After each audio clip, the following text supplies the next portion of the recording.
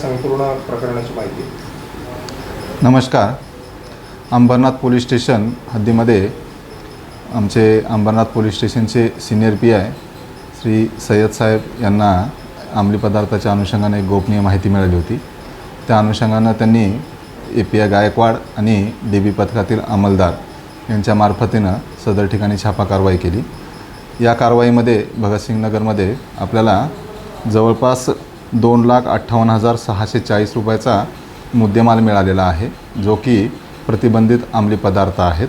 त्यामध्ये आपल्याला पांढऱ्या रंगाची MD अंमली पदार्थ ही 8 ग्रॅम मिळालेली आहे. त्याची किंमत जी आहे ते 1,60,000 रुपये आहे. 80,000ची 5 ग्रॅम रंगाची हिरोईन हा एक ड्रग्स प्रकार मिळालेला आहे. त्याचबरोबर आपल्याला 1,600 रुपयाच्या अँड्रेक्स कप सिरप ज्या आहेत त्या बॉटल्स मिळालेल्या आहेत. आणि जे थिनर असतं, जे की रुमालावर टाकून ते वास घेऊन नशा करण्याचा प्रकार आहे, याच्या आपल्याला जवळजवळ 334 बॉटल्स मिळालेल्या आहेत.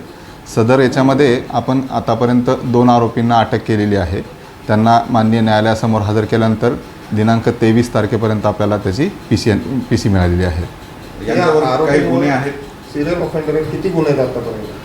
यापूर्वी यामध्ये जो शरीफ सलीम शेख आहे याच्यावर एकूण 20 गुन्हे दाखल आहेत आणि हा 21वा गुन्हा आहे. त्याची पत्नी जी आहे आसिया शरीफ शेख, हिच्यावर एकूण 4 गुन्हे दाखल झालेले आहेत. सर, प्रतिबंधात्मक काय कारवाई भविष्यात त्यांच्यावर करणार आहात का? कारण वारंवार असे गुन्हे होत आहेत. होय, या अनुषंगानं आम्ही योग्य त्या तरतुदी पाहून त्या अनुषंगानं त्यांच्यावर योग्य ती प्रतिबंधक कडक कारवाई करण्याचं आम्ही प्लॅनिंग केलेलं आहे. अल्पवयीन मुलांच्या हातामध्ये त्या थिनरच्या बॉटल दिसत आहेत. याबाबत आपण अन्न औषध प्रशासन किंवा इतर विभागाची मदत घेऊन काय कारवाई करणार? या अनुषंगानं विविध विभागाचं सहकार्य घेऊन त्या अनुषंगानं पुढे त्यांच्यावर काय कारवाई करता येईल. जो हा थिनरचा जो प्रकार आहे हा NDPSच्या कक्षेमध्ये येतो आहे का, आणि येत नसेल तर त्या अनुषंगानं कोणत्या पद्धतीनं कारवाई करता येईल या अनुषंगानं सुद्धा आम्ही प्रयत्न करत आहोत.